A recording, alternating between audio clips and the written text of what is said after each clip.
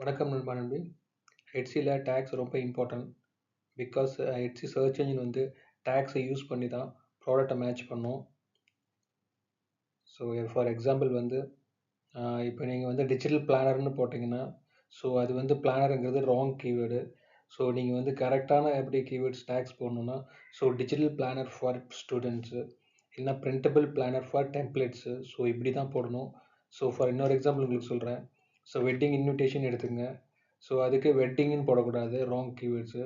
So கரெக்டான கீவேர்ட்ஸு கரெக்டாக டேக்ஸ் எப்படி போடணுன்னா, ஸோ லைக் எக்ஸாக்டாக போடுங்க. எடிட்டபிள் வெட்டிங் இன்விடேஷன் டெம்ப்ளேட்ஸ் அப்படின்னு போடுங்க. இல்லைனா தமிழ் வெட்டிங் இன்விடேஷன் பிரிண்டபிள் அப்படின்னு போடுங்க.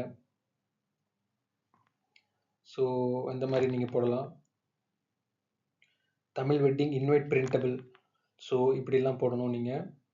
ஸோ ஈச் ப்ராடக்ட்டுக்கு வந்து 13 டேக்ஸ் யூஸ் பண்ணணும். ஸோ நீங்கள் வந்து கண்டிப்பாக அதை எல்லாத்தையுமே யூஸ் பண்ணுங்கள். So short, long and நீச்